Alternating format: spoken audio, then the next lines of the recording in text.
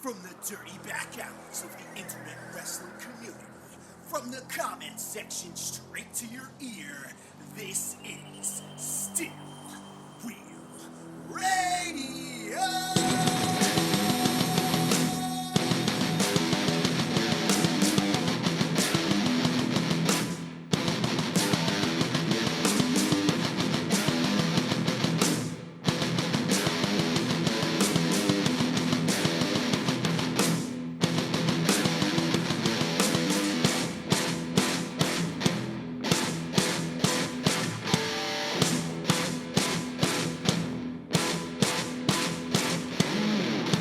All right, hello and welcome to Still Real Radio. We are here on the show where you do not have to agree with the things that we say. We probably will not agree with the things that you say, but we can all agree that it's still real to us. Vintage!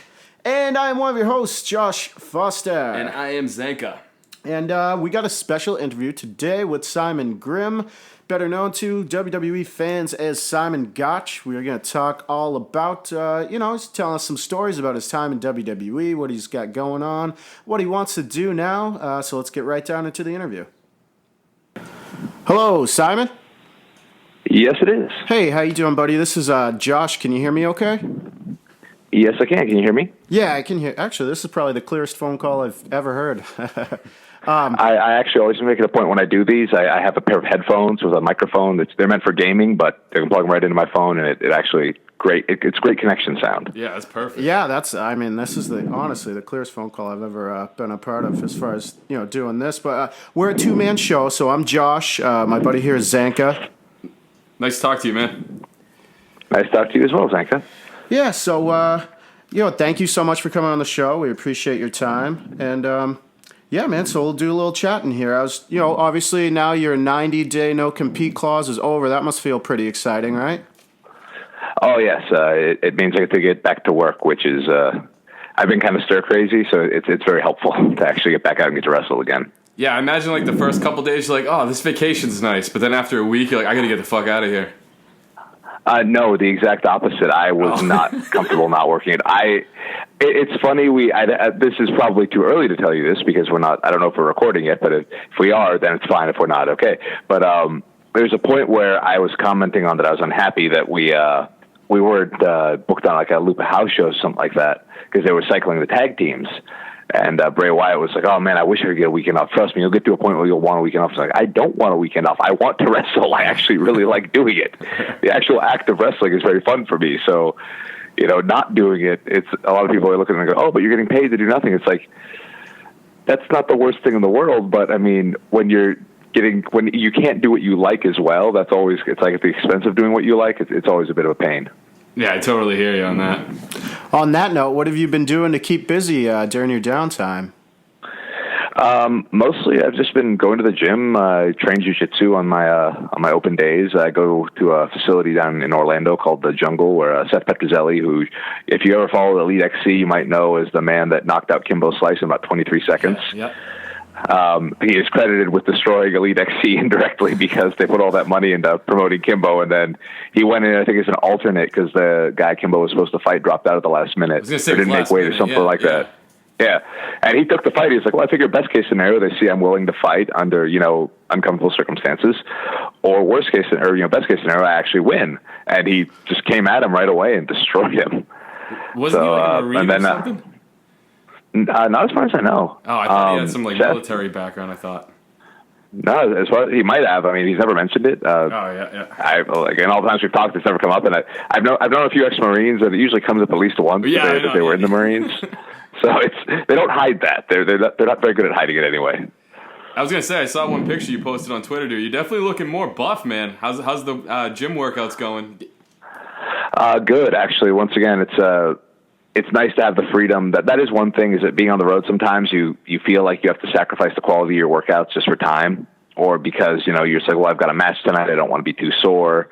But when I haven't been able to work, I've actually been able to work out a lot harder. And on top of that, I've actually been, I'm friends with a guy who works for Cellucor, and he's always keeps me up to date on the best products they've got. And that actually helps tremendously because I'm traditionally very unmotivated in the gym. So pre-workout is essential for me to get through a workout. That was something I was always curious about, actually. Because when I do legs, like I feel it for the next 3 days. Do you go soft on leg day because you got matches coming up, or what? I used to. I actually haven't had to lately. And I've been lifting heavier than I have before. I think a big part of it, like I said, is just the preparation and with the supplementation and stuff like that. Yeah. Because I've noticed that helps to limit the amount of soreness I have for a few days, glutamine, things like that, just to sort of keep my muscles healthy. Which I admittedly, the science I have very limited knowledge of. Mm-hmm. I leave that to Rock, my buddy. He's the one who tells me. He tells me how it works. I go, okay, is it going to kill me? No? All right, cool, I'll take it. I have a very unhealthy attitude towards supplements. I'm just like, oh, will it kill me? No? Cool, I'll take it, yeah. No, whatever, yeah, it works for something? Yeah, right, what's it? I think actually many years ago, this is when I was much younger, I actually worked at a vitamin company in the shipping and receiving department. And they used to give us free product. It was like, I think you got like $75 worth of product a month, but it was at cost. So I'd get an insane amount of stuff for free. And one day I was talking to one of the guys in the formulation department. I was like, hey, what does this do? And he goes, it's for this, this, and this. Why? He goes, I've been taking it for like 2 weeks. I have no idea what it's for. He's like, oh. I was like, yeah, it's not going to kill me. So no, it won't. I was like, okay, cool. That's funny, man. Yeah, because when I do legs, man, I have trouble sitting on the shitter. So I always wondered, like, how do wrestlers maintain that, Consistency is the other thing. Right. I mean, honestly, you'll find that even if you're working out hard, if you're consistent with it, after a few weeks, it'll get to that point where your body will start adjusting. But if you're not getting sore, there's always that thought, if I'm not getting sore, I'm not actually working hard enough. But I mean, if it works for you, it works for you. If it doesn't, you can always work harder. Absolutely. It's that old no pain, no gain saying, Well, you know what? I think without getting too political, I think the financial structure of the company would actually, or of the country would actually dictate that actually most people who are very wealthy have had very little pain in their lives. So they've gained a great deal without any pain. That's very true. That is true. that is certainly a good way to look at it. So, yeah, I mean, you're getting back to work. This is obviously, like you said, very exciting for you. I was just kind of curious, some guys when they, break out into the indie scene. Obviously, it's a good time to be doing that. There's so many places to work, but some guys go in with a certain plan, like specific things that they want to do or accomplish. Do you have anything sort of like a wrestling bucket list, or you just want to get back out there, go back to work, and have a good time? Not really. I really just want to get back to work and basically go everywhere I can, work everyone I can, and ideally I'd like to work in Japan just because that's my favorite style of wrestling, and frankly, it's a hot time right now in Japan for New Japan. I don't really put together a bucket list. I did actually think it would be funny to put together jokingly like a shopping list, but do that photo similar to the one Cody did. But I like Cody too much to do that, so I didn't want to mock him because I think he's actually a really good guy. So it was that thing where it's like, on the one hand, I thought it would have been funny to do the whole thing. You got your hand on the picture or on the piece of paper, but it was going to say like eggs, milk, protein mix, things like that. It's just a shopping list. Or just the smaller caliber wrestlers like Marty Jannetty or like guys that are. I wrestled a show with Marty Jannetty in 2004, and I said hello to him. He said, "Oh, hey man, good to see you again." And I'd never met him before. And there was part of me that thought, I guess if you're Marty Jannetty, you probably say "good to see you again" to everyone because it's less embarrassing for those people you haven't met, right, who aren't going to say anything, than it is for the people who you have met who feel like you don't remember them. So that was an interesting experience for that one. I don't know about you, but when I end up in those situations, I always just go with it and pretend it's all good. I don't know. How did you react? Did you just go with it, or were you like, dude, I've never met you before? I just went with it because I figured if he believes we've met before, I don't want to be the guy who rains on his parade. You want to burst his bubble. I saw Tracy Smothers for the first time in like probably 7 years. A few weeks ago, I think 2010 or 11 was probably the last time I saw him. And I was like, "Hey man, good to see you." He goes, "Oh man, nice to meet you." So we've met before. We actually had a very long conversation. He goes, "Oh, you look so different now. You're so much bigger than you were then." I was like, "What a wrestler answer." Dude, you don't recognize someone from that photo.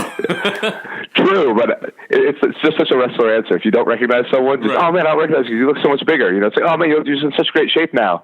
I didn't recognize you." It's like, "Oh, thank you. That's why you didn't recognize me." Yeah, okay. Is that a new mustache? Yeah.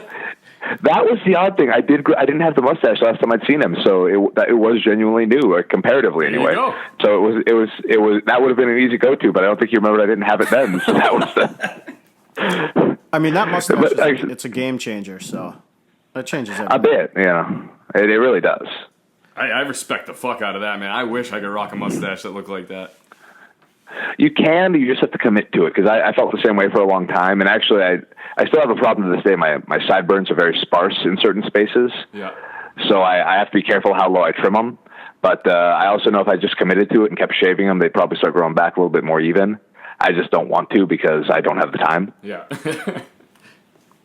So, I mean, during your downtime, I don't know if you've been watching WWE programming at all. I don't know where you're at with that. But, Aiden English is out doing his thing, his singing thing. I didn't know if you had any thoughts on how that's gone. I mean, I don't know. We're having a good time watching it. I think he's pretty hilarious. We saw it at a live show, and honestly, he got the most boos of the night, it seemed like. So he's definitely doing a good job. That's good. I know it was working really well for him when he was in NXT. I honestly haven't seen it at all. I literally haven't watched any WWE programming since my release. I think, technically that's not true. I watched part of Great Balls of Fire because I was I was hosting a pay-per-view party at a bar in New York, and that was an experience. I guess it was. I just had this image in my head that the way they came out with the name is that somebody said, "I bet we could name the pay-per-view anything and it wouldn't matter. We could call it Great Balls of Fire," and someone was like, "You know what? Let's just do that. Let's see if we can." And sure enough, I mean, admittedly, if you're getting the pay-per-views through the network, you don't have to you don't have to pay for them individually. It's not like hearing the name's going to make you not subscribe to the network anymore. You're not going to go like, you know what? They called the pay-per-view Great Balls of Fire. Canceling my subscription. I'm done with this. The hell with WrestleMania. The hell with everything else. I don't care. They called the pay-per-view Great Balls of Fire. I'm done. No one's going to do that. So, I mean, as much as people make fun of the name, it was kind of like, yeah, but what does it matter? You know? I can't wait for Clash of the Chlamydia or something like that to come up next.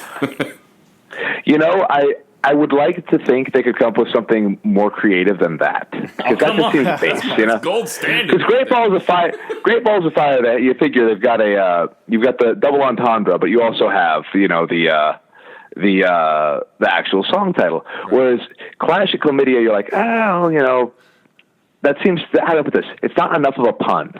I got you. It just. I'm a big believer in pun names. I one time saw there's a drag club down in Orlando called Parliament House that several of my friends they frequent, and so I see this poster for an event they're doing there, and it was like 4 drag queens that were going to be performing, and they all had very standard drag queen pun names like Kimchi and stuff like that.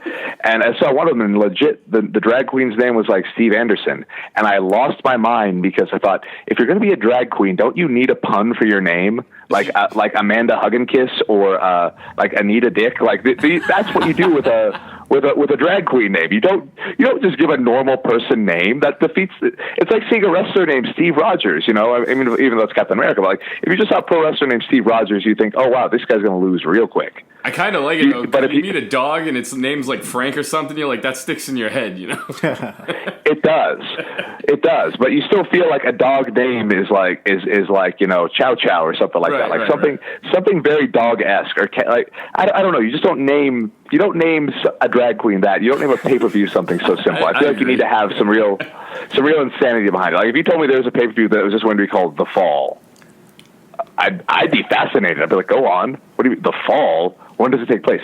In August. So before the fall. Yes. I need to know what was going on. I'd be like, well, why is it called that? Is there something special? Even if there's nothing, I'd be fascinated. The more you tell me, the less I care. But the less I know, the more I need to find out. That's happening next year, right? There's going to be The Fall in August. I would love it. I would love something that insane. Some people mock the whole. I think it was a TNA did a pay-per-view where it was the 6 Sides of Steel, where it was every match was in a steel cage. Yep. Yeah, Lockdown. Yeah, Lockdown. That's what it was. The sheer insanity of that, I love. I love when wrestling gets absolutely insane. But my favorite thing to watch for a while was like WCW from about 99 to 2001. Just how brutally insane it was. You have Scott Steiner doing whatever he wants because no one wanted to stop him. You still have. Oh yeah. But you don't have $1 billion company behind it, which is really the difference.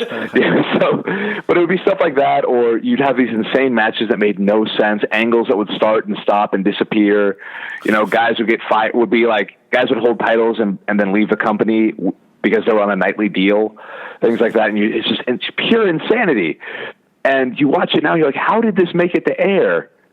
You hear about, Raw being rewritten while the show's still going on, because it's like whatever they had, they weren't satisfied with. And then you see a WCW show where it seemed like they didn't even know what they had. They just were like, start the cameras, we'll figure it out there. We'll get this somehow. What's the end of the show? 11 o'clock. Okay, we'll get to 11 o'clock somehow. We'll figure it out. Don't matter. Yeah, none of this matters. People are going to watch anyway. Pretty sure Jericho has talked about how they didn't know what he was doing when he was, dwindling in the mid-card, and they just let him go out, and he did his whole Goldberg thing or whatever. So you're right, And that's some of the most entertaining TV, because if nothing else, that's when you get to see if guys really have something to offer. When they're given no direction, they're just told, okay, go out there, you have X amount of time. Do whatever. If you tell me specifically what you want from me, I'm either going to be able to make it work or not. But if you give me, like just free form and say, hey, whatever you want to do, I might do something great, I might do something terrible, but at least you'll know if I can do it, Right, yeah. I mean, on that note, I think I was reading a recent interview with you where you said sort of, towards the end of your WWE run, you had some ideas that you were pitching. Do you have anything in mind that you could talk about, ideas that you were sort of bringing to the table for you guys, or maybe even just you specifically? I can give you two ideas I put forward, one in NXT and one in WWE.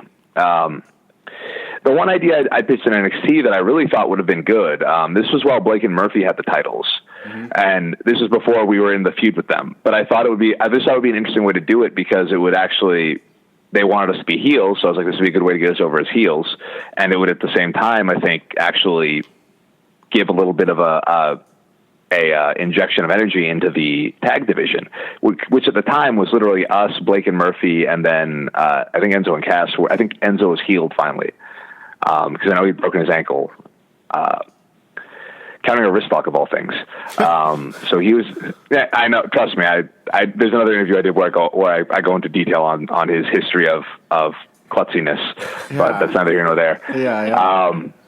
But the idea was I wanted to be a thing where like Blake and Murphy were supposed to have a tag. This was before the Revival was being used on TV. This is before like Heavy Machinery or DIY was even there, anything like that. So there was still kind of a bit of scarcity in the tag division, because the Lucha Dragons were gone, and we'd also just lost the Ascension.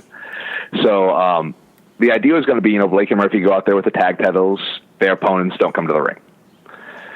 Whatever, they're declared the winners because their opponents never showed up.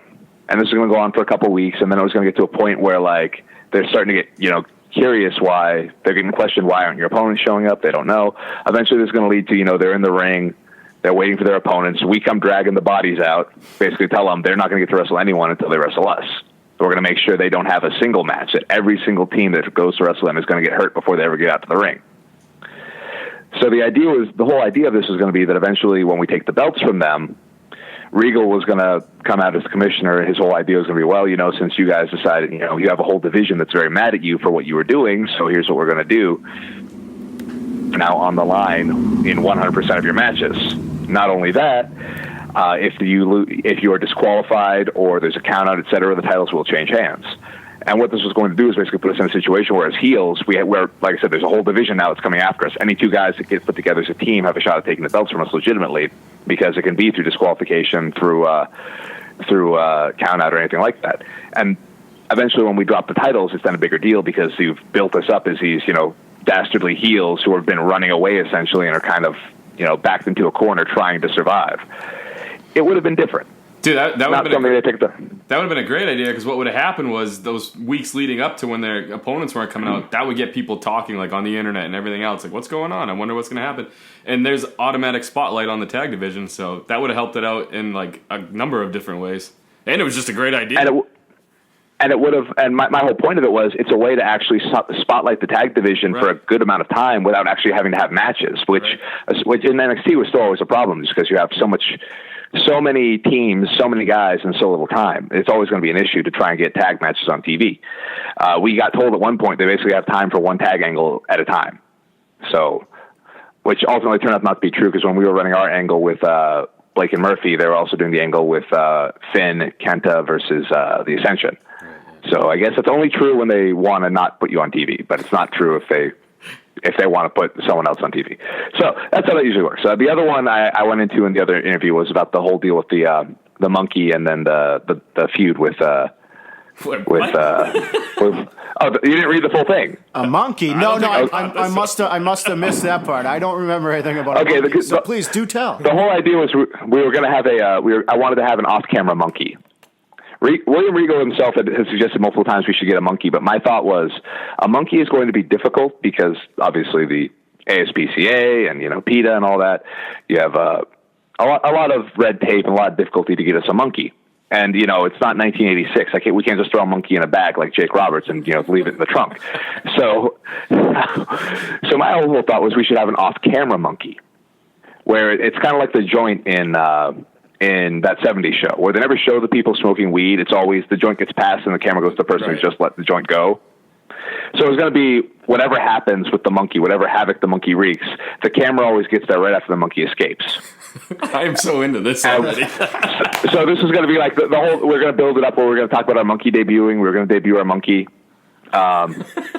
And what winds up happening is, we pull the sheet off the cage and it's empty. And at first, I didn't know whichever announcer was going to be interviewing us. It was going to be like they're going to patronize us. Like, oh, well, that's a very cute monkey. And then we of course get indignant. Like, what, do you think we're stupid? Do you think we don't know what a monkey is? The monkey's escaped. So the whole idea was going to be the rest of it. Like for weeks, it was going to be us like trying to track down the monkey. It's always like we get to the place right after the monkey has just left. And this was going to lead to, where we're like showing people pictures of the monkey trying to find them. Like, it was just going to be like crude drawings. And we hear a loud girlish shriek. We run to it and we find Breeze Dango. And the whole idea was Tyler Breeze is going to have a large amount of chocolate, or it's supposed to be monkey shit. That's the idea, smeared on one side of his face. So they, of course, demand a match with us next week. It was going to go to next week. Breeze happens upon a downed Fandango clutching his knee. And when he asks him what happened, Fandango points, and Breeze picks up a banana peel. The whole joke being that the monkey had left bananas around, and Fandango slipped on the banana peel very literally. It hurt his knee. And this is going to lead to an idea where after that, Daniel Bryan was going to say, okay, look, you guys have two choices. You can either wrestle Breeze Dango in a hair versus hair match, or I'm going to need you to get the monkey. So inevitably, it was going to be like weeks of us trying to trap the monkey, and I actually thought a good running gag would be if every time we try to trap the monkey, like we have the big sack, we pull it open into Daniel Bryan's office, we open it, and it's always James Ellsworth. Just every time we open the sack, it's James Ellsworth eating a banana. That's perfect. And because to me, it was like the first time we do it, it's like, oh, okay, James Ellsworth, but it's like every time it's like, is that James Ellsworth in the sack? We're just like looking at each other, doing the whole like peek at it. It's like, we'll find the monkey. Don't worry. We'll get the monkey eventually. Dude, and this was the idea was going to lead to that. Yeah, and it was going to lead to eventually the hair versus hair match with us and Breeze Dango, where we lose. We get our heads shaved. And my thought was you could either reboot us after that and have us come back as killers, or you get the hilarity of us being bald and doing like the Kurt Angle shtick with the toupees and stuff. But those are two ideas I pitched, and neither one of them went anywhere. I feel like Breezango would have been perfect for that, too, especially with what they're doing. They're doing this thing with the fashion files where they're doing like these hilarious backstage skits. I feel like that would have been such a good connection for you guys, for sure. Oh, yeah. It would have been, but... Yeah. I mean, what happens when you say, like, on the surface, it sounds like kind of a crazy idea. We're going to have an imaginary monkey, or maybe it's not imaginary. I mean, what happens when you bring that to somebody and you explain that like you just explained it to us? Like, what's sort of the general reaction to that? Everyone I've told it to liked it, including Vince himself, mind you. I didn't have a job about a week later, but that's not here or there. So you might have just been patronizing me. Yeah. But side note, Bray Wyatt had once told me, he said, do not ever talk to Vince. He will fire you. And I went, go on. Why? And he was like, very specifically me. And I was like, why? He goes, your personality is such, I don't think he'll understand you, and he might just fire you because of it. I was like, okay. Challenge accepted. And I can't say he was wrong, because I did talk to him and I pitched a storyline and he seemed to like it. Then like 2 weeks later, I'm out of a job. Oh. So damn it, Bray. He wasn't wrong. Yeah, he's looking out. He always looked out. He always looked out for me. He was always he gave me good advice. But, sometimes you're like, you know what? I'm either gonna die on my feet or I'm gonna live on my knees. Let me try dying real quick. See how that goes. Sink or swim, my man. Dude, I would have. Good thing I'm not uncreative because that would have went through in a heartbeat. Oh, and it's one of those things where I've never given that to anyone. There's not one person I've told that to who didn't like it. Right. And I'm pretty much, I've always prided myself, I'm not an ass kisser. So the one thing I've been able to be very confident in is at least if people like an idea, generally speaking, I feel like they're being honest. I've never had no one has ever felt like they needed to lie to me because frankly, I have no power. So it's not like I could take it away. I could take anything away from anyone, not in WWE anyway. So it was just very much one of those things where I think it was a genuinely good idea, but they wound up not doing it. So. You know what I like about those two ideas too is they're so different. One was a real serious kind of angle, and then the second one was just funny. Like it would have. So I like how your brain works that way. You were trying to find you guys' path almost for your characters. Well, it ultimately comes down to whatever you want to use us for. Right. To me, it's an entertainment angle, and then on top of that, the idea was it was expandable or contractible as much as you needed. We could do it in, with a 30-second bit each on TV, or we could do it with a 3-minute bit or a 10-minute bit. It didn't matter. We could do it in the matter of a few weeks, or we could do it over a matter of a few months. And I think one of the biggest problems with angles is they need so much time, and they don't always get it. Where you might have a great angle, but we've got 3 weeks until the next pay-per-view, especially now, so it becomes like, well, we've got to rush this because we really don't have enough time to do it right. So we're just going to do it because our choices are do it or don't do it, not do it well or do it poorly, Yeah, you see that a lot nowadays. It's just the pay-per-views coming up so quick. It just seems like everything's so rushed, and a lot of the fans seem to have an ADHD type approach towards storylines. Whereas when I started watching, everything was kind of simmered and cooked for a while, and it really had great payoffs. So. Oh, yeah, and that's ultimately what the whole point of pay-per-view used to be was it was the payoff to a long-running angle. You paid for the pay-per-view because you were going to see something you didn't see on TV. If TV and pay-per-views are indistinguishable from the two, then it's like, why watch either? Mm-hmm. So, I mean, creatively, where you're going forward in the independent circuit, what can fans expect from Simon Grimm compared to Simon Gotch? I have no idea. I genuinely don't. It's one of those things where I'm still feeling out a lot of it. It's a lot of it's also like reminding myself what I'm capable of and what I can do because I was not allowed to do any of it for so long. I'm genuinely fascinated because I'm actually going to England in tomorrow, and I'll be there for 10 days. And while I'm there, I'm wrestling a pretty wide gambit of people: Daisuke Sakamoto, Matt Riddle, nice. Joey Ryan, Doug Williams. Jeff Cobb, I'm wrestling pretty much every type of wrestler there is. Ultimo Tiger, a guy named Gideon, who I know nothing about other than that he looks like one of the snake priests from Conan the Barbarian. So it's this whole swath of people that's very different. And I'm interested to see sort of how I interact with them because, like I said, they're all very different the way they work.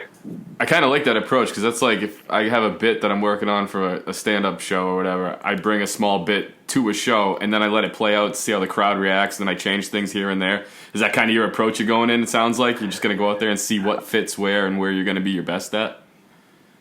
No idea. Like I said, I really don't even know how I'm going to handle it. I just have to sort of go with it and remind myself that I've done this before. Though I did have a friend who did stand-up comedy named Angel Castillo. He had a joke he would open with. You might appreciate this because someone told him he looked like Fat Jesus. This is before the Hangover movies, and he said, "How do you think that feels being told you look like you don't exist?" And he said he was like, "I always open with that joke to sort of gauge my audience and know what material I can and can't use." That's perfect. Yeah, that's bulletproof right there. Oh yeah, because if they don't respond to it, you're like, "Oh, okay, we're staying away from that." Go with option B. Yeah. Let's start talking about how much we don't like people from other countries. There we go. I will say this though, I love the choice of Grimm, man. That for your last name. I mean, as soon as I heard that, it stuck with me. So, I mean, I like that better. Way better than Gotch. So. That was where the name Simon actually originally came from. That was when in my pitches. It was originally Simon Grimm was the name I pitched, and they'd given me literally just write in 30. I think they asked me for a bunch of names with Gotch as the surname. Yeah. So I did that, and then Simon was not on that list. Simon was on the list of names I did that was not that where the Gotch wasn't the last name, and one of them was Simon Grimm. I was like, oh, the brothers Grimm. You know, they wrote, Right. you know, they collected all those old fairy tales in Germany. They're kind of an archaic type sounding name. I'll go with that. And that was where they pulled Simon from, because they're like, well, we don't like Grimm, but we like Simon. I was like, okay. Well, on the opposite. So that was I mean, I like both. I like Grimm a lot, man. As soon as I read that, I was like, dude, that's a badass last name. Like, that's like marketable. You can have go so many different ways on T-shirts and everything else too. And yet, if you've seen my T-shirts, I went no way that makes any sense. You just have mustache ride T-shirts, dude. Oh, wait, Joey Ryan beat me to that by about a decade, so I don't think I can. No surprises there. Battle of the mustaches, dude. That's going to be an intense match. Trust me, if the only thing we have is a battle of mustaches, I'll be very happy. Considering what he's been doing lately, I know. You talk about angles with payoff. Yeah, that's an angle. You might want to wear gloves. Like, all I know is that, you know, this isn't Mexico, so going to a cockfight isn't what I was expecting. But Bada boom. Yeah, you got to be careful with Joey Ryan, that's for sure. Oh, yeah. So I got to ask, you know, with the whole NXT call-up, it's always such a big deal for guys to go, or ladies to go from the NXT roster to the main roster. What was that like? When did you guys find out? And, you know, about 12 hours in advance. Oh, that makes sense. No time to digest. And we were told by travel. Oh, really? Oh. Well, that makes We sense. were not even told. We were supposed to have a meeting with Mark Carrano at like 6:30 in the morning. I was actually part of Triple H's entrance at WrestleMania in Texas. If you watch it, I'm the guy to the left of him, and the first one to the left of him. I'm gonna have to screenshot that. Yeah. So I was at. So I'm at the stadium. Oh yeah. No, not the Terminator one. The one with just all the guys like the Bone Soldiers, I guess. Oh. Terminator was the year before. Oh, yeah. That's an infamous entrance right there. Yeah, that's the one that oddly enough, this is just a side note on a rant I had, where I had to look up what match closed WrestleMania in Texas, because I couldn't remember. And then I felt like an idiot because, like, man, I was literally at the ring for that match. I walked down the rampway for that match, and I had no recollection of what match it was. But that's another story altogether about what I was ranting on. So we were at the arena practicing that and trying to get the timing down and everything until about 1 or 2 in the morning. So by the time we get back to the hotel, it's about 3 or 4, and I've got to be up at 6 for this meeting with Mark Carrano. And me and English were talking about it the previous day, and he was like, "What do you think it's about?" And I said, "Well, we're either getting fired or called up." Because there are only 2 reasons Mark Carrano talks to you. It's you're either getting called up or you're getting fired. So I get a text message about 5:45. Hey, I'll talk to you guys at the building. I'm like, okay, whatever. I'll go back to sleep for 15 minutes and then I'll wake up and I have to go. Because we had the first session at Access that day. We go from Access to the green room at the hotel while we're waiting to go to the arena. And while we're there, Kathy Morrell, who's in travel, she is talking to me for a second. She goes, asked me if I'm going home on the group flight. I'm like, yeah, Monday morning. And she literally, like, I see her start texting. And she's like, yeah, I don't, apparently I found out later she'd sent us our travel already that was changed. I hadn't seen my email yet. But she's like, yeah, Mark wanted to tell you guys are getting called up, so you're going to be here until Wednesday. Oh, nice. Like, oh, okay. Meanwhile, it wasn't because, meanwhile, Apollo, Corbin, Enzo, and Cass, who were all called up at the same time, that was featured on Breaking Ground, and we were not only not featured, we were not mentioned as being called up. So there's that feeling of like, wow, this meant so much to you guys that you didn't even have the courtesy to like tell us it was. And my whole thing even then was like, dude, I was expecting to be leaving today. I've got one suit for Mania, and I've got one clean pair of underwear, and I'm going to be here for 2 more days. You couldn't have given me a warning. You couldn't have told me last week, hey, you guys are getting called up after. Like, what would that have hurt to give me, 1 week's worth of notice so I could bring some extra clean underwear? Right. They like to wait till the last minute is the impression I'm getting here.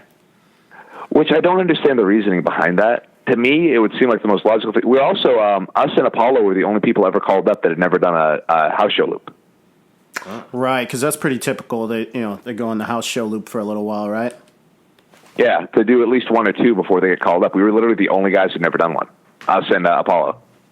Yeah, I mean, it's weird how they do this, because we were just talking to Jack Swagger a few weeks ago, and we asked him when he found out he was cashing in Money in the Bank, and he basically said the same thing you just said. He said just a couple hours before it happened, Mm-hmm. Which, once again, you would think there'd be so much more plan. Because my objection to it is, if the planning isn't there, all I can say is, well, it should be. But if the planning's there and you're just not telling guys, I feel like that's just faulty. I understand the idea of, we're trying to keep it a secret. But at the end of the day, it's the 21st century. If you want spoilers on wrestling, you're going to get them. This is the era of Twitter. I mean, in 1995, you could have someone debuting on TV that was taped 2 weeks in advance, and no one would know about it. Conversely, nowadays, you could have someone debuting on TV, and they will have photos of that person at the airport the day before online and posted to every single wrestling news site within a matter of hours. You can't hide anything. No, and it's funny that you just said that, because when you said you found out about your call-up 12 hours before, I was like, geez, I remember reading reports about it like a week and a half before it happened. So it's funny that you said that, because it's true. I mean, it's very rare. It just is what it is. Information travels so fast, but it's pretty rare that they can actually hide things. I mean, I'm thinking back to what's actually been hidden over the past couple of years, and like Shane McMahon's return was one that didn't really get out. But like you said, if you're arriving at the airport, there's fans there with cameras, so you might as well just kind of go with it, Well, you can't simultaneously say this is an entertainment show, an entertainment product, and then try and treat it like you're doing something like shocking reality TV stuff where you really keep it hidden. I mean, the reality of it is that, you don't want spoilers on your TV show because it ruins it for the audience. But if people want to avoid spoilers, they avoid spoilers. It's actually not that hard. So I just feel like you're trying to placate the wrong segment of the audience by preventing the spoilers from getting out. And they never really do. I mean, what was it? Brock, the same thing when Brock came back. Everyone knew that he was going to be on Raw like a week in advance, which it's all well and good, but which is the bigger impact? People hearing about it on the internet, or just saying, hey, Brock Lesnar returns Monday on Raw? Just come out and say it. Why not? Especially if the show's good. But my whole point is, if the show's good, the surprise doesn't matter. Like that was the whole thing they used to say about M. Night Shyamalan movies, was the twist was all he had. If the movie's good, the twist won't matter. Like, look at a movie like Unbreakable. I actually really like Unbreakable. The twist is totally irrelevant. You don't watch the twist and all of a sudden go, whoa, that changed the whole movie. You're like, oh, fuck.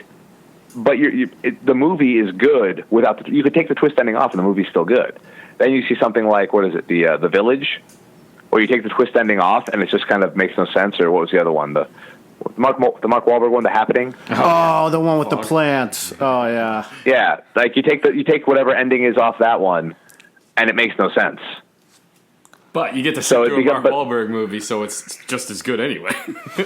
Well, not a good Mark Wahlberg movie, not the quality work he's done. Like the other guys?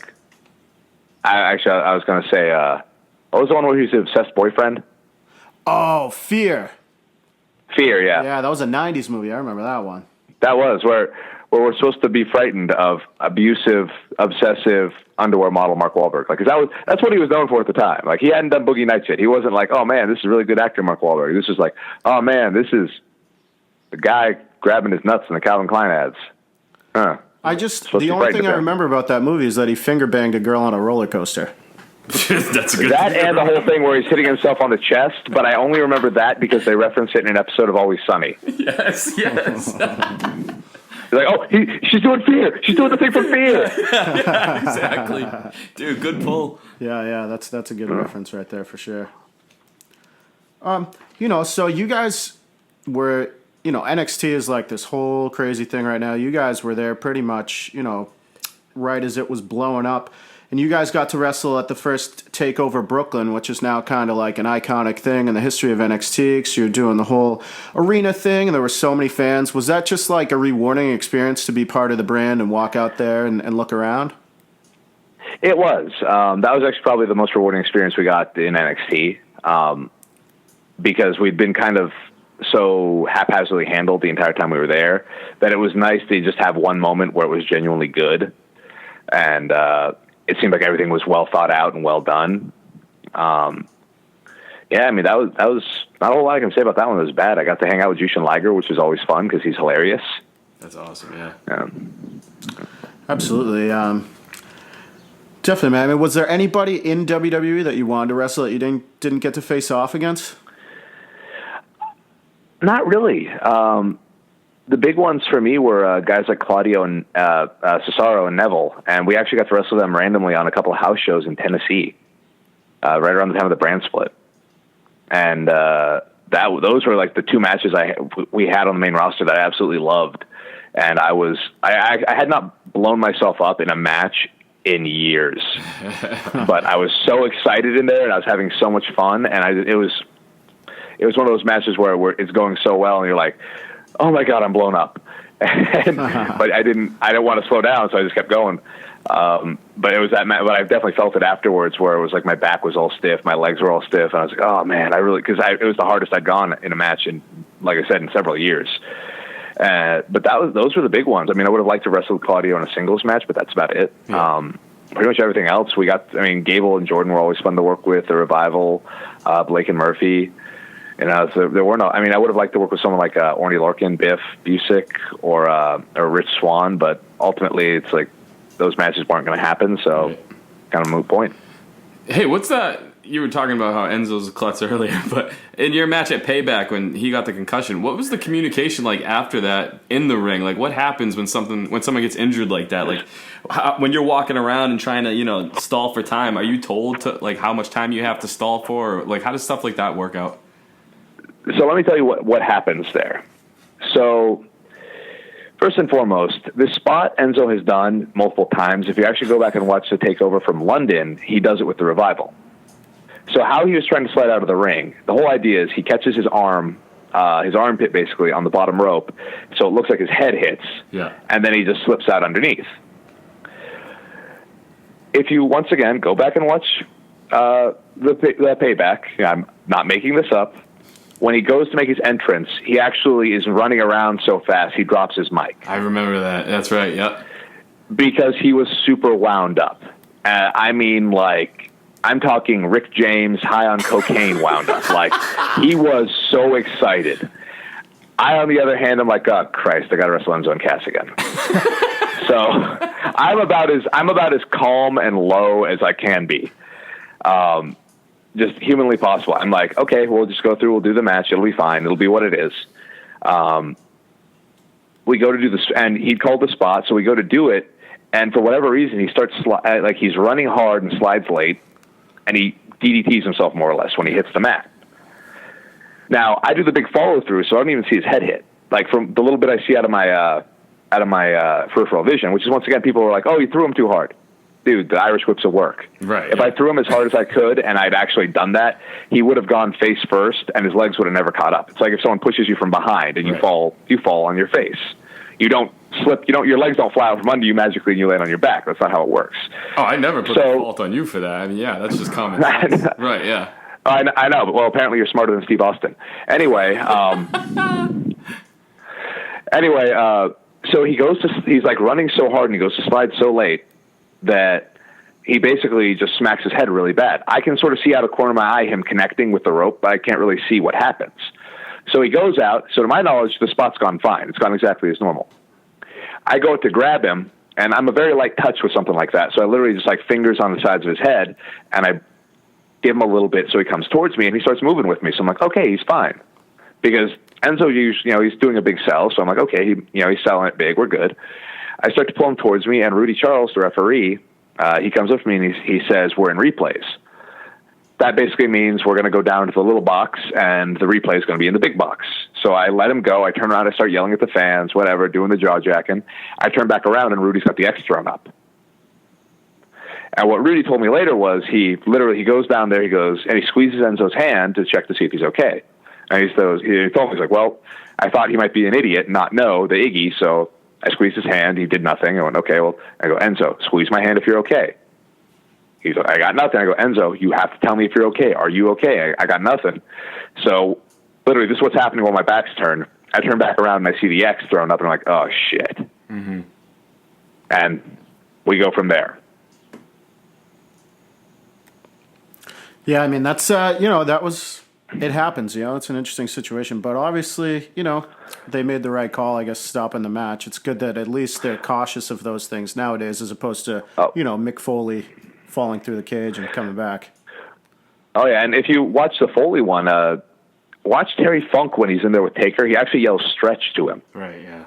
The stretch for time, which when I realized that, I went, oh, my God, that was – and because you always just notice Funk getting the choke slam and losing a shoe. Yeah. But I was like, Funk just threw all pretense of trying to hide that he said this out the window. He yells it in Taker's face. Yeah. It's funny. We saw Foley. It was a couple of years ago. We saw him on I believe it was the 16th anniversary of the match. He said he never talks about it, but he went into the whole thing, like everything he was saying to Funk and telling him to try and stall, with the chokeslam and all that. It was a great story going into what was going on in the middle of the ring. He actually talks about coming to and just seeing Funk's shoe and saying, "I didn't know what the hell that was or how it got in the ring." And that's what happens. I think that's really the difference maker in a lot of things is that if you can get up and move, wrestlers, we have a bad habit of thinking we're okay. Right. Yeah. Like if I can walk, I'm fine, right? I mean, how hurt can I be if I can walk? And mind you, it wasn't a good thing that it was that serious. But as far as continuing with the match, it would have been an impossibility. Enzo legitimately couldn't get up; he was out, which is really the difference maker. I mean, Foley was out, but he got up. He was out on his feet, which is, in many cases, way more dangerous because you're not going to notice that's, you're going to, like I said, you're going to look at him and go, oh, well, he's walking. How bad can it be? That's pretty Well, bad. he could have, it could be very bad. Yeah. He could die 10 minutes later and you wouldn't know. You wouldn't have known that's what it was. So, like I was saying earlier, there's so many places to work nowadays. It's definitely not a bad time to be a wrestler outside of WWE. I know that I don't know how aware you are, how much you keep up with this, but TNA changed to Impact Wrestling. Now they're Global Force Wrestling. Do you have any interest in going down there to work for Global Force? It would certainly be convenient. It's admittedly, Universal Studios is actually right near my house, so it would be a very short commute. Yeah, that's a good time.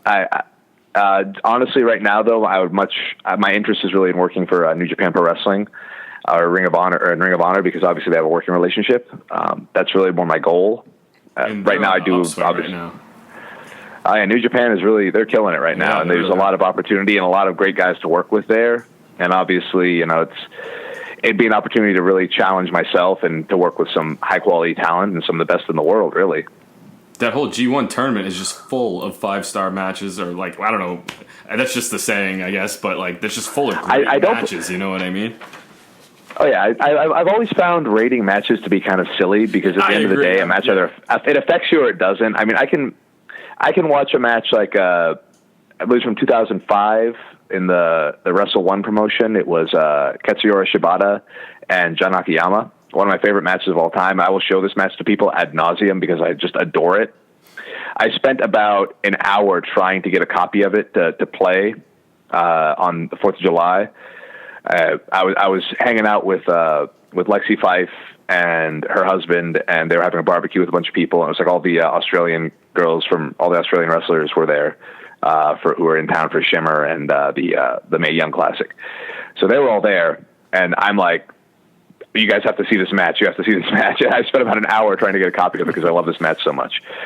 But that's a match like you show me, I adore it. Right. You can show me a 5-star match where it's from Mid-South or NWA in '86, and I just won't enjoy it. I don't like that style of wrestling. It just doesn't appeal to me. Mm-hmm. I can as a wrestler appreciate the aspects of it that are strong and that are good and that are useful, but as a fan, it just doesn't appeal to me. So it becomes that whole deal of the Japanese wrestling is what's always appealed to me. So it's where I would really have my interest in working. It's a lot lately for me is though I'm way more invested in the matches themselves, not so much the storylines, where it's just as soon as they ring the bell, I'm sitting there, and then halfway through the matches, I'm like, this is fucking intense. I'm like, this is awesome. I don't know who's going to take this, Well, and that's the hardest thing to do is that people don't realize that wrestling is ultimately about emotional investment. Really, all art is about emotional investment. It doesn't matter if it's a movie, a TV show. To give you an example, I'm a big Doctor Who fan. And of course, half the internet lost their minds when they announced that the actor playing the Doctor this next season is a woman. And on the one hand, you can take that as being a very negative thing that so many people got angry about and were like, oh, I'm never watching this show again. But you have to appreciate at least they're passionate enough about it to care. Right. It sucks that they're taking that stance. The stance should always be the show that the season is either going to be good or bad. Watch it and you'll either enjoy it or you won't. If you're just writing it off because it's a female actor, that's really stupid. That being said, you can't deny that these people are passionate about it. They do care about it. They care about what they enjoy the show and they want to see it, but they, for whatever reason, have their misgivings, whether they're based on, they think it's a shark jump, which, how do you have a shark jump in a show about a time-traveling alien who regenerates every few years? I have no idea. But at the same time, it's like whether that's your concern or whether you're just a sexist asshole, it doesn't matter. It's like you're passionate about the show and you genuinely do care. So a TV show, something that you know is fake, has made you care. Pro wrestling's the same way. We're not really fighting, but when we can draw you in and make you care about what we're doing, then that's wrestling at its best. That's when people really enjoy it. When people tell you, oh, it doesn't matter, it's not about the moves. Well, it's not about the moves. No, it's about the emotional investment. But it's just like anything. Some people are not going to be entertained by Citizen Kane. Mm-hmm. You can tell them, oh, it's the best movie ever made. I don't care. It's fucking boring. I couldn't get through it. See? Yeah, I'm sorry. And then you can take something like The Raid and go, watch The Raid and tell me that's not an intense-ass movie that absolutely draws you in with everything it does. And that's the difference, is that I can appreciate The Raid. I can appreciate technically things that are in, Citizen Kane, but as a fan, I ain't going to watch it. I can't get through it. It's going to be painful. Dude, my favorite movie is That's My Boy with Adam Sandler and Andy Samberg. So you don't have to. I would never admit that if I were you. I would never admit that. I don't even care. That shit's funny. Then I respect the fact that you have the guts to say it. Admittedly, it's a double-edged sword. On the one hand, I don't think you should admit that. On the other hand, I have to respect the fact that you had the guts to admit it. I'm just admitting it because that's why if people are really into Citizen Kane and I say I don't like it, now they know at least where I stand on the movie spectrum. So don't take my word for things. But that's the thing, is that at the end of the day, the movie actually, it drew you in. You enjoyed it. I can tell you it's a bad movie for a number of technical reasons, but at the end of the day, if you really enjoyed it, can I tell you shouldn't enjoy it? Yeah, this is the same thing with music and everything. I mean, some people are into some things, some people aren't, but, people bash people who are into country music. If people are into it, they're into it. I mean, we're into pro wrestling. It's like, we get so many people that come on our page to shit on us, and it's just like, hey, this is what we're into. We don't come over to your stuff, you do your thing. I legitimately have been listening to the Robbie Williams song "Rock DJ" for the last week, and that was a song that I hated in high school because I couldn't enjoy pop music because I was still in that angry teenage phase, so I could only listen to like death metal and punk. But listening to it now, why have I been denying myself this enjoyment for 15 years? Yeah, 100%, dude. You feel less guilty about guilty pleasures when you get a little bit older. I think you have to recognize that there's a degree of enjoyment to just shutting your brain off and having fun and not feeling. And some people can do that in any scenario, and some people can really only do it through entertainment. Right. I mean, you got a guy like Mojo Rawley, and people. I told this story over the weekend. I'm not going to tell it here. I just told it to some friends at a show who've never met Mojo. They know nothing about him, and they hated him. They hated his personality. And I told them the history of, I don't get hyped, I stay hyped. I told them the story of where that came from. And I said, by the end of this story, you are going to absolutely love Mojo. And sure enough, every single person who heard this story thought he was the greatest guy in the world when they heard at the end of the story. They thought he was hilarious. I cannot share this story. I will save it for him. He is free to share this when he wants to. But when you hear it, you will go, I love this guy. I can't be mad at him anymore, no matter what you think of him. But like Dean is a guy who can go out and have fun anywhere at any time doing anything. I'm not. You put me at a bar or a club, I'm very uncomfortable. That's not my scene. But you put me in a movie theater, or you put me in front of a TV, or you give me a book or a song, I can really just sort of let go and enjoy the absurdity. So you're more into the artistic side of life, right? Not really. Not really. I'm just a very I'm not a whatchamacallit. I'm a realist in a lot of ways, and unfortunately that makes things that most people can find fun in, I just look at it and go, well, that's stupid. That is a stupid thing. You look at like something like football that a lot of people enjoy, I look and I go, well, this is just a stupid game. This is, how about this? How about you stop? It's like we have mixed martial arts now. Why are we doing games that are allegories for combat when we have literal physical combat? Like, why don't we just do that? Because there's no balls in UFC, dude. It takes a lot of balls to be in UFC. But I'm saying no footballs, no baseballs. Guys like their balls, man. I understand. I was just saying, it's my whole point is, but that's the thing. It's like my ability to enjoy something like that, like a team sport, I can't. It's basically, that's like my jerkiest thing, is that I really cannot enjoy team sports. I can enjoy one-on-one sports. I can enjoy, the athleticism of it. But at the same time, like actually sitting down and investing in a team, I can't do. It's just not me. But a lot of people can, and it's like I don't have any right to tell them you're wrong to enjoy this. I see what you're saying, 100%, dude. I look at sports like I look at wrestling, though. Like, I try to find a heel in a baby face, and then I root for the heel because that's what I do. Well, there you go. I explain why you're talking to me. Dude, I loved your shit. I was so pumped. Yeah, I actually got to say, like, I was pumped when they brought up you and the Ascension. Is it just creative? Like, did they have a plan that you knew of or anything? Because on NXT, it seemed like you guys got way more, time and a push and all this stuff. And just like a team. That is a big misconception. Oh, yeah. We did not. Let me run the timeline down for you. You can actually look this up to get it more accurate, but this is the general timeline. We debut on TV. We were getting cheered. And this is from our first debut. This is the match with, I believe, Travis Tyler and Angelo Dawkins. If you watch that match, we're getting cheered from our entrance on. People liked us a lot. Regal's putting us over big on the headset. Everything's going good. I think the first thing we really do, and we're sort of off and on TV, like we would do like 2 episodes of taping, and then we would be off of taping, or then we'd be off 2 episodes. I think the first thing we did was the tag title tournament for the number 1 contenders for the Ascension, and we lost to the Lucha Dragons. And I remember halfway through that tournament, we got told we were heels. That's good to know. Yeah. So, and literally back through the curtain, Bill DeMott, he waves us over. He asks us why we're wrestling like baby faces. We're heels. And we're like, well, I understand they changed our music, but no one told us we were heels. They just, like, literally, it never came up. They just changed our music that night, and we were like, oh, that's weird. It was never discussed with us. We never, tried a new entrance, nothing. It was just... Oh, Jesus. So we get asked why we're wrestling like baby faces halfway through the tournament.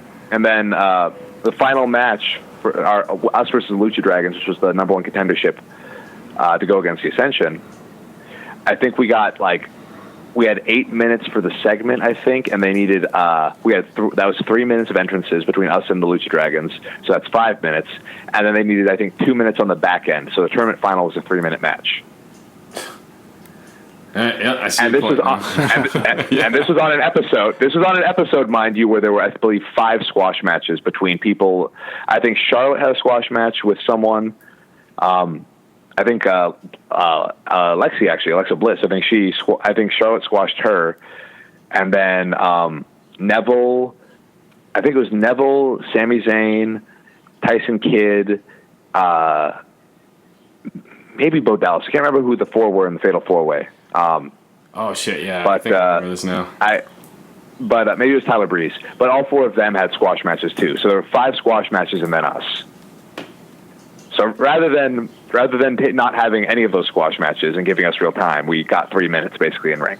Oh. And then once again, we get through the curtain, and our first comment we get is, "It was good, but it wasn't a tournament final." No shit, it wasn't a tournament final. You gave us 3 minutes. What did you expect us to do? If we ran 1 continual spot for 3 minutes, it still would have just been 1 continual spot for 3 minutes. 3 minutes, yeah. At a certain point, it's going to end. And then we were off TV for I think 3 or 4, 2 or 3 months. Because we weren't back again until this. Yeah, because that was late summer, I think. And we weren't back again until December when we actually did the little feud where we led up to the feud with the Lucha Dragons. Then we did that. We lost that match, and then we were off TV for I think it was 4 months of real time, 4 months of TV time and 6 months of real time, because the way the tapings lined up. Right. And then we were back, and that was when we came back and they started building us for Brooklyn. And then we had, I think, 1 title defense on TV, and then lost the belts to the Revival. We actually have the shortest, I believe, official tag title reign, if you don't count the Oliver Gray, Adrian Neville one. We have the shortest like tag title reign of any tag team in NXT. We were the only people also to have dropped the titles at a live event special since the inception of the live events or the live specials.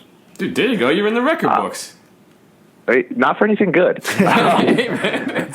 You're in there. But then That's we are. That's true. But then we were off TV again, more or less, with these sporadic appearances until we were called up, and that wasn't until April. So that was from, I guess, November to April. We did nothing on TV, except for we had this weird sort of mini feud with the Hype Bros that went nowhere.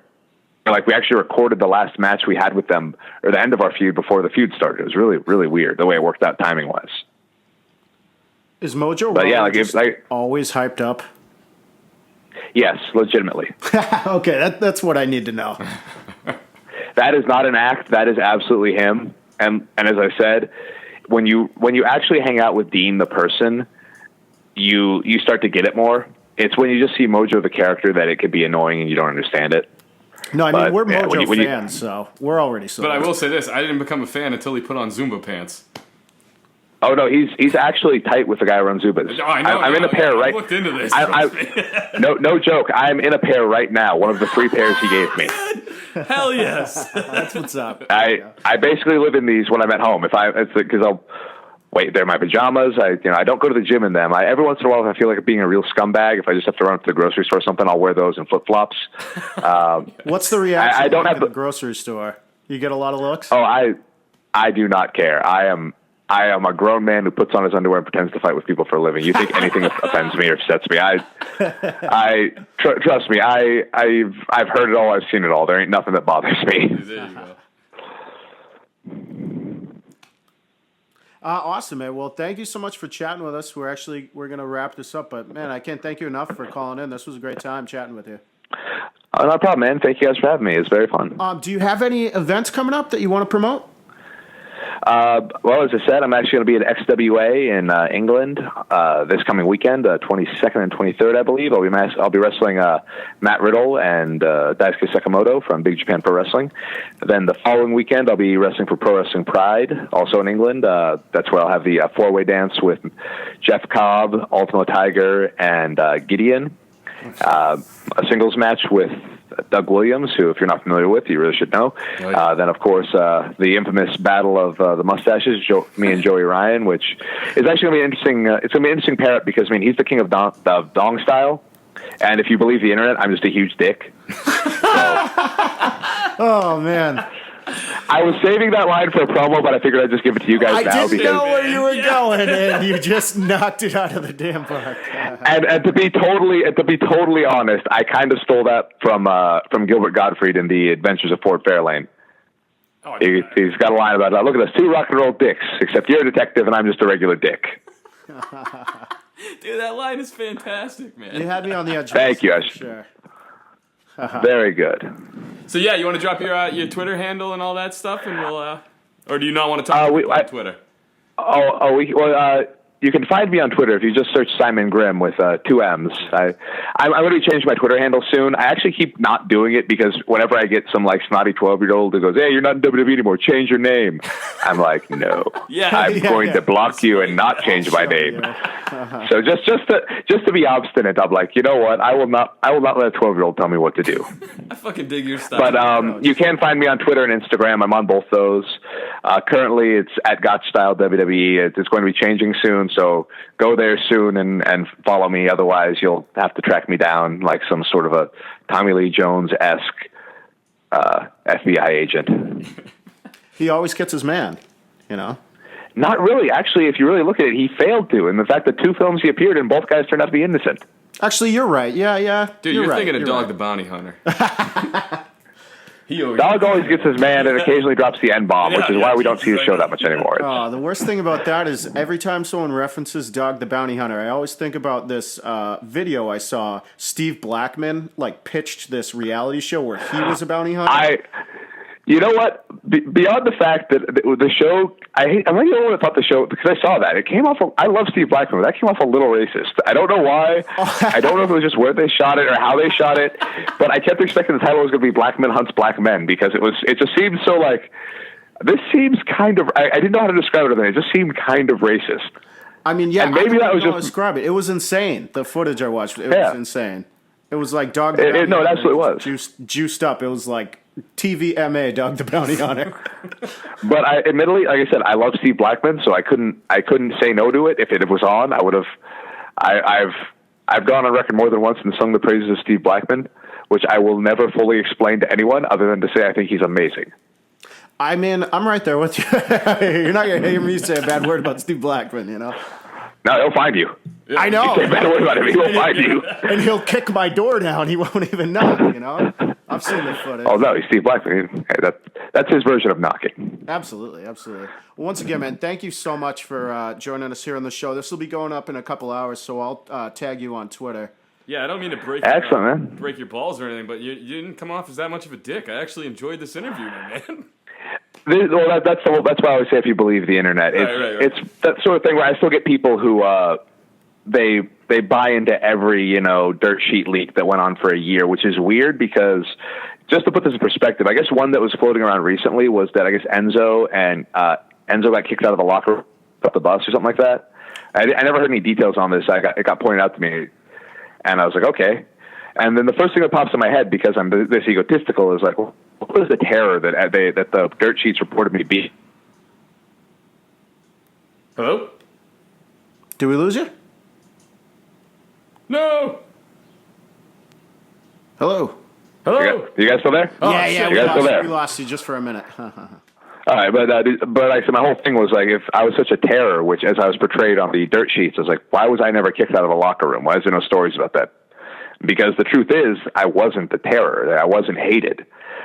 There's probably one or two people that disliked me because my personality is just very whatever. I don't give a shit. I'm not an ass kisser. I'm not gonna fucking To me, the greatest thing in the world, my time there was listening to Dean Ambrose do his impression of Dana Brooke, which is basically an impression of Andrew Dice Clay pretending to be Dana Brooke, which is hilarious. I only say this off air, but it was in matches he'd be doing running commentary and it would kill me. He's like, no, sweetheart, not thinking about no tits like these. He's like, just wax my armpits, just wax my pussy, for the kids, bam, double buys, what's up? Like, he would just do this for the entire 15-minute match. He would not stop, and I would be dying. I only got to see it 3 or 4 times, but every time it was a joy. We've heard a few stories about him backstage that actually have cracked us up. Like the first time you heard Braun Strowman's theme song, I guess he fucking freaked out and thought it was the greatest thing in the world.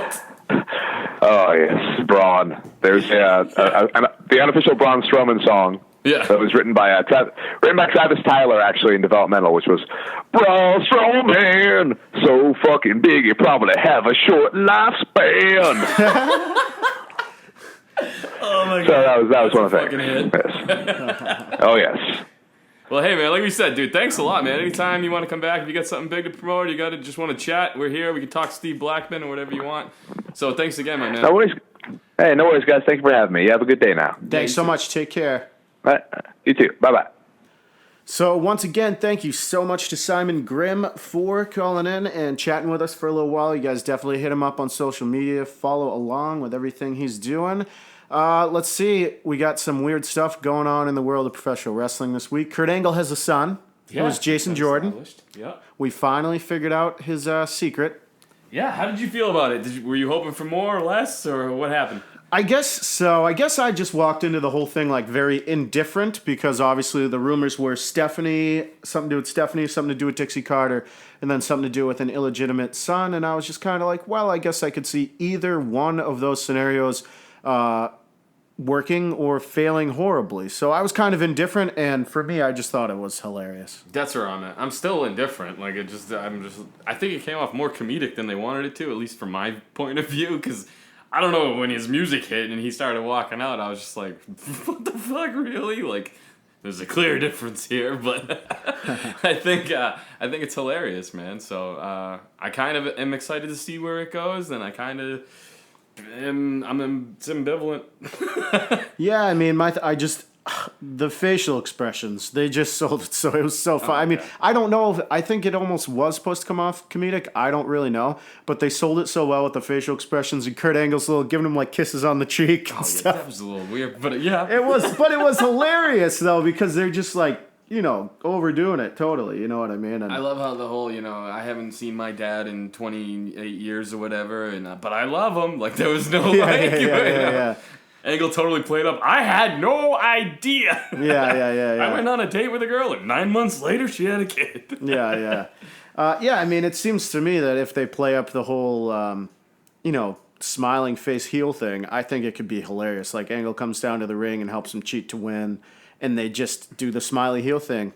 I still hope there's a way where this is all just someone's fucking with Kurt, and it's not really him, and maybe they get Chad Gable involved more with it, I think, because, I mean, that just made more sense. I mean, like you're saying, he's an Olympian and all that. It was such a tighter thing where it could have made for, more backstory than just, here he is, Jason Jordan. So it is what it is. Like I said, I didn't hate it. I actually was laughing way more than I think I should have. Yeah, I think it can be something that's pretty funny. We'll have to wait and see. I mean, it's too hard to tell right now. It can go either way because if they don't do anything with Jason Jordan, it could potentially just ruin his career. You know what I mean? Yeah, well, the first thing I thought of was the whole Hornswoggle Vinnie Mac thing where I was like, well, they're going to do this big reveal and then it's not going to lead to much. Yeah. Well, we got WWE Battleground coming up on Sunday, SmackDown Live exclusive pay-per-view. Of course, everyone is just hyped for this pay-per-view. It's like pay-per-view of the year right now, all because the Punjabi prison is returning. So you want me to say something about it? Because I'm just not a Punjabi prison No, fan. nobody is, man. Nobody is. You can Nobody see is. I mean, I don't know what people were seeing, but you can't see inside of it. It's watching two guys fight in the woods, but you're on the outside. Well, it's like, okay, so it looks cool. This week's episode of SmackDown, it was just like, what is this? Like a tutorial episode? Because the first 20 minutes were just like Jinder and the Singh brothers explaining the Punjabi prison match. And then they send Cena out to explain a flag match. You grab a fucking flag. Whoa, does it really need a 10-minute explanation? I can see the Punjabi prison thing because that's, about as confusing as a TNA reverse battle royal. But the fucking John Cena thing, or it's whatever like, you call TNA. Yeah, or whatever it's called now. The fucking John Cena thing, it's like, you grab a flag. Oh, dude, I agree, man. So I was back on this, Punjabi thing. I was, let's get it out of the way, I guess. The only way I ever see that match working is with somebody a little bit more agile or something where they could do a crazy spot. They've only really had fucking hunk of meat men in there, you know what I mean? Just slabs of people who move slow and do all this other stuff.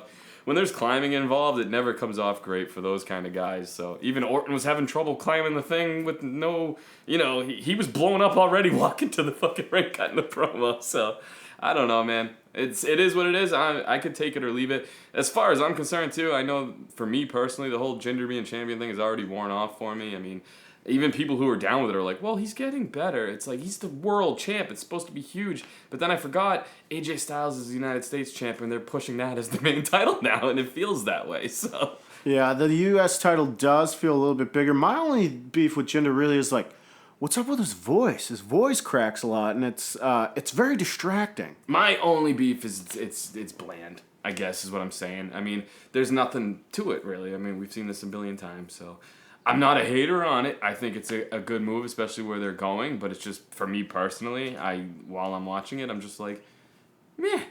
It doesn't grab me like I feel like it should. Even like when they're like, this is the Punjabi prison's coming. I was like, oh, fuck, that thing I can't see inside of when they're wrestling. It's like, thank God I got HD so I can see bamboo all nice and clear. Well, since we're here on this note, who do you think is winning the Punjabi prison match on Sunday, Randy Orton or Jinder Mahal? Jinder Mahal. Yeah, I honestly feel like they need to switch AJ and Jinder's titles with each other because it makes more sense to have Jinder be the U.S. champ. Absolutely. You have Cena fighting in a flag match where he's going to grab the flag. You have Jinder hating Americans because they hate him or however that works. And if he was the U.S. champ, that's such a way better storyline after they knock off the whole Orton-Jinder 9-month feud thing. So I felt like if they switch titles somehow and nobody really would notice, that would just make more sense. Jinder being U.S. champ, that gimmick would work better for that title.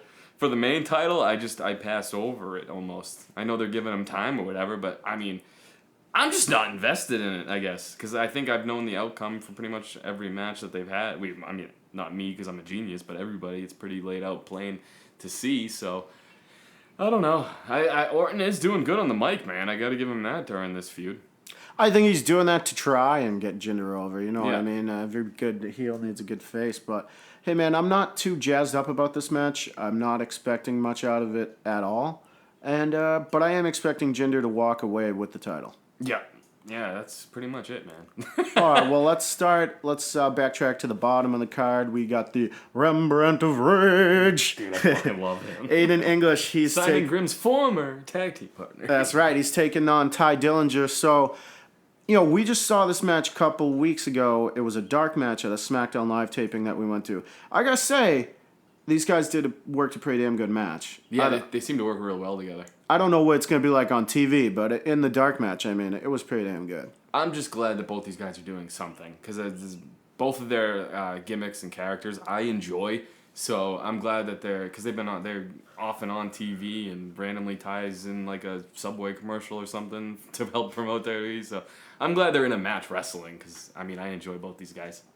Yeah, I'm gonna go with. You know what? I'm actually gonna go with Aiden English for the win, just because. I'm just going with that. I feel like there's a little bit more you could mine out of this feud, and I feel like it only makes sense if English gets the win. Yeah, I feel like I don't want you thinking I'm copying you by any means, but I was going to say the same thing. Especially whereas the singing heel gimmick, I fucking love it, man. And I don't know. I think they can get some good stuff out of this guy just doing stuff like this. I don't know. Well, maybe because, Jinder's champion. I don't know if this is a title reign in the guy's future, but I enjoy what he does. So I think if they give him a couple wins and really establish him, it could be something fun to watch on the lower mid card opening pre-show, Global Force Impact, TNA, whatever you call the first match in WWE. Absolutely. Well, all right. So we're getting this Shinsuke Nakamura versus Baron Corbin. These guys have been at each other's throats for a couple of weeks now, so it should be fun. Yeah, this is a weird feud because neither one of them are that great on the stick. So it's like, I'm glad that they're going to be fighting. And I like how they built it up a little bit where even Corbin was coming down and Shinsuke interrupted his entrance. It's kind of like a payback for when he did it to him. So I like that they did that where it wasn't the whole Shinsuke's getting his grand entrance and then he turns it on. I like that he, interrupted him, beat the shit out of him a little bit. So I'm glad to see this get out of the way, and I'm going to go with my prediction is going to be Shinsuke picking up the W because we all know what happens when you win Money in the Bank. You go on a losing streak. Absolutely, yeah. That's just where I'm at because I see, it seems like they're setting up Shinsuke versus AJ for SummerSlam. I do like that promo Shinsuke cut on SmackDown too, where he was like, "One time you call us out, I answer." Yeah, I like it. I think they've done a great job with the AJ Shinsuke thing, going all the way back to the Money in the Bank tease, even before that, a couple weeks before that. I think, we were just talking to Simon Grimm about the subject of slow burn storylines and making them build properly. I think they've done a great job so far. So I'm going Shinsuke all the way. Baron Corbin doesn't need a win because, like you said, they just let Mr. Money in the Bank lose, and he can bounce back at any time with the briefcase. 100%. And if I'm nitpicking, I really wish the AJ Shinsuke feud would be for the world title. Absolutely. Because it's that's that main event match. That's a huge match. And hopefully that going into a feud with AJ, I know a lot of people are a little down on Shinsuke, but it's really not his fault. He hasn't been given the platform really to establish himself as a superstar in WWE yet for like a lot of the indie fans or smarks or whatever you want to call us. We've seen this guy perform at a high level before, so there's so much more there. I think right now, they've he's gotten Ziggler for a couple months straight. So now that he's kind of getting established to the American way, the WWE way, where they take out a lot of your moves, I think he's starting to really maybe find himself a little bit easier, especially with all the house shows under his belt. Speaking of that, where the fuck is Ziggler? I don't know. All I remember is he got thrown out of a battle royal without even getting his vest off, so that's not a very good sign. Well, all right. Listen, let's talk Fatal 5-Way Elimination Match to crown the number one contender for the SmackDown Live Women's Championship. Lana, Becky Lynch, Tamina, Natalya, and Charlotte Flair. Who's walking away as the number one contender? Lana. I'm 100% going with Lana. I think it would be fucking sweet. And I think she's going to do some weird shenanigans where Tamina gets like a big blow on like a Becky Lynch or a Charlotte, knocks her out completely. And then Lana comes in for the cheap victory where she pushes Tamina outside the ring and gets the 1, 2, 3. You're going to need a heel, obviously, to go up against Naomi. So yeah. It's like, it just makes sense. It's either her or Tamina. So And I gotta say another thing, Tamina, whenever she cuts a promo, I listen. Shit's fucking gold. Yeah, I mean, oddly enough, I mean, this isn't necessarily no disrespect to Lana, just because we've already seen it a couple times. It's not the match I want to see at SummerSlam, Right. but I do feel like that's where they're going to go. And like you said, probably some bullshit where she steals a win from Tamina or whatever. Maybe they team up after. She says, you watch my back, I'll give you a title shot or whatnot. That's where I kind of see that going. But all right, we got flag match, Rusev versus John Cena. Do we even need to throw down predictions for this? Is it even worth it?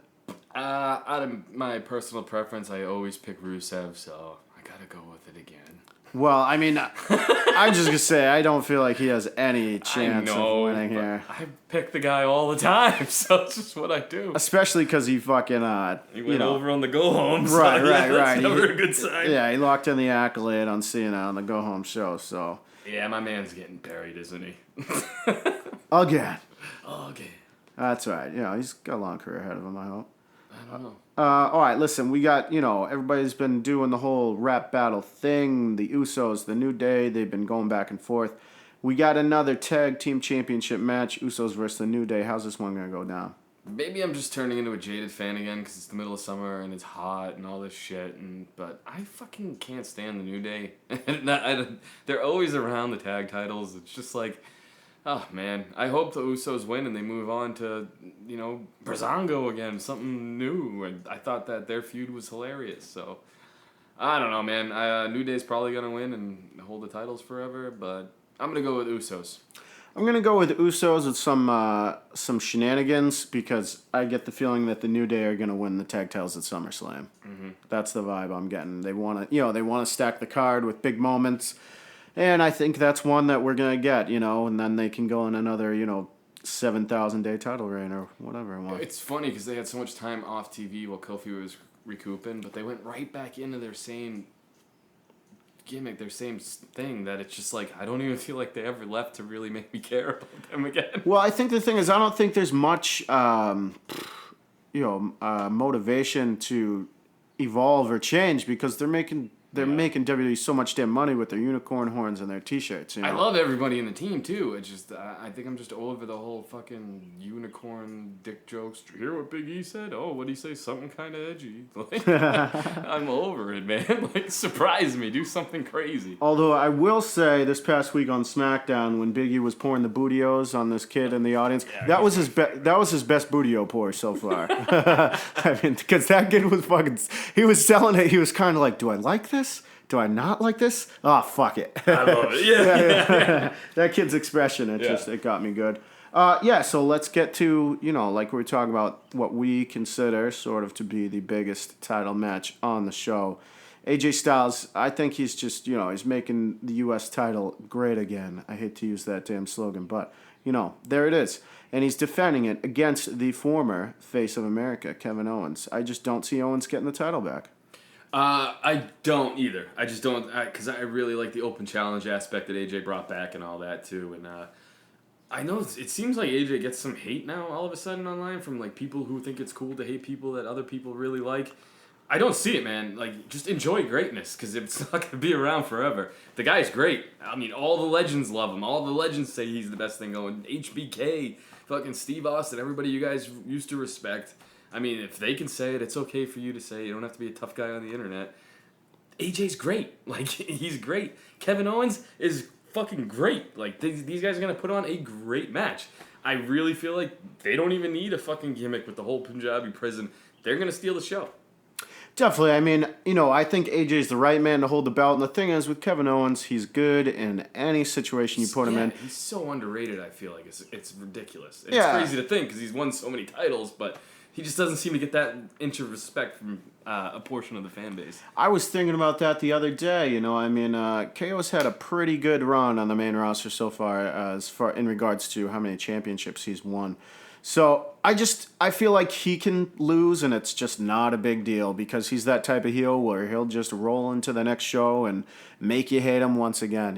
So Kevin Owens is always a welcome face on my TV, the face of America, of course. 100%, dude. Yeah, and I just feel like AJ doesn't need the win, but keep him strong because he's your main attraction on SmackDown right now. That's really what it is. I mean, I don't know how anybody else feels, but when he's on, more people tune in. It's a fact. Well, I feel like it's almost like a testament to how damn good he is. That he's, he's not even in the W Championship picture, but that doesn't bother me. It's like, I hate to just retread old shit, but it really reminds me of when Cena did the U.S. Open Challenge. Obviously, it is a retread of what he was doing, but it takes a certain caliber of superstar to pull that off and actually make it seem like it's important, and AJ's just the guy to do that. When he first announced it, I was like, this is fucking perfect. Yeah, 100%, because, I mean, that's where I love to see AJ the most, is in the middle of that ring, just fucking going AWOL, so...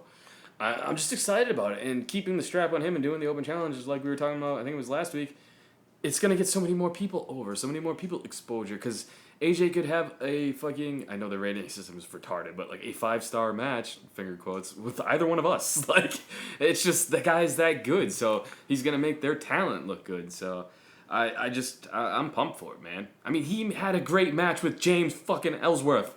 Like, it's just, it's there. The guy's got it. Did he have a great match with James Ellsworth, or did James Ellsworth have a great match with him? Immediately regret what I said, because I agree with you. Come on, man. You can't deny the skills that Ellsworth has got. First ever Still Real radio guest. And it's funny because, yeah, man, it was about a year ago now. It's funny because I was thinking about that today. About a year ago, we first talked to Ellsworth.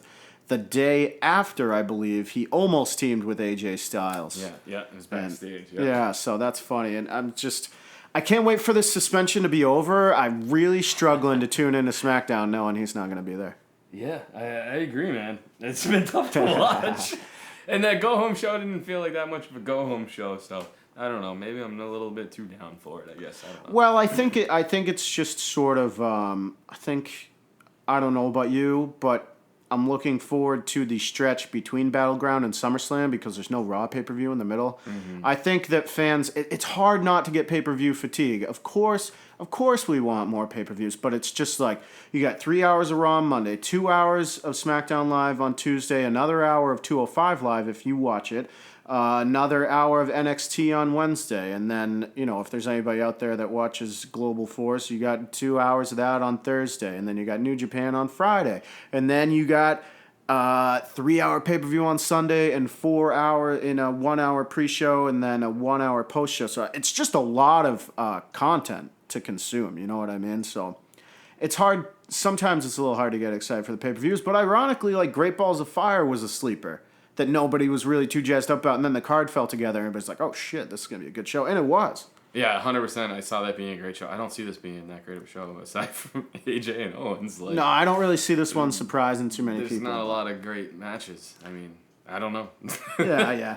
But I know the Punjabi thing's got a lot of kids excited, but I mean, maybe they just weren't alive for the first couple. Well, that's the thing. I mean, we're talking, was it 10 or 11 years? Since, I don't remember if it was 2006 or 2007 since the last one, so excuse me. But it's been a long time. So, yeah, I mean, a lot of people have probably stopped watching wrestling since then, and a lot of new people have probably started.